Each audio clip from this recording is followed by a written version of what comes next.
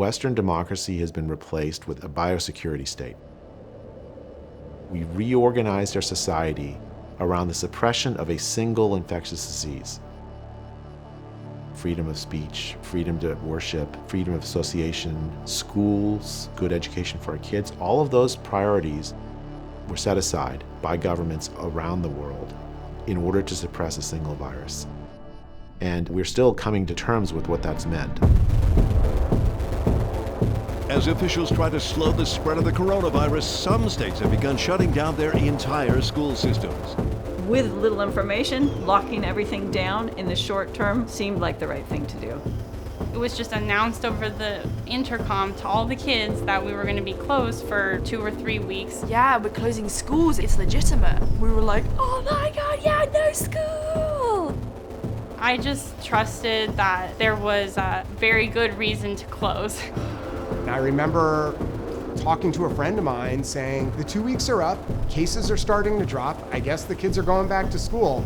And he turned to me and said, they're not going back. We represent teachers and nurses. The teachers union were very strong advocates of not reopening schools. They were saying that they were worried about their teachers, that they didn't feel it was safe enough. The union is not an organization that's for children. It's for their members.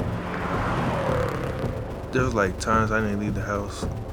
I didn't even go outside for like a whole month. He didn't go nowhere. He never even stepped out of the house. He didn't go out of the house at one point for 6 months. Football is a means of getting me into a good college. Not having that, I was worried. I was definitely worried. What's going on? What are they gonna do? No one's saying anything. Are we gonna play? I'm like, I don't know. Upset, frustrated, confused, anger. We were hearing from parents that their children just could not stay on the computer, that they were struggling. There were tears. I don't think people realized how isolated she was. No! This was not just hard or uncomfortable. It was having a significant impact on the kids and their ability to learn. Come on, it's time to get on to your next period. I will. When? When you leave me alone. Come on. No. Why not? Because you're not leaving me alone. I look at his monitor and I see the Zoom window. I say, why is the camera not on? He says, nobody's camera's on. Zoom has really become this critical infrastructure for so many kids learning online over the past several months. And you know, I'd participate sometimes, but what's the point? Camera was off, no one's there. Like, you could be on your phone. Like, I lost completely who I was. I wasn't that person that worked to get straight A's anymore. I didn't care. Everything was more behind closed doors. Everything would happen inside our home. I really wasn't safe. I didn't have nobody to talk to. It was really just me trying to do as much as I could for my siblings. Because I had no school, I had no boundaries, and I was using. It wasn't healthy, and by using a lot of stuff, I was getting used. That's been a really, really big thing for me. That's changed my life. You cannot treat kids like prisoners and expect them to be okay. Lord, we give you thanks for Kevin's life.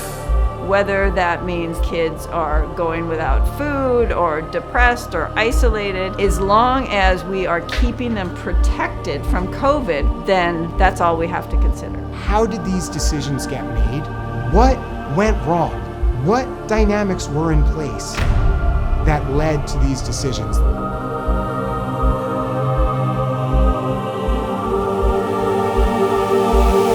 I represent science.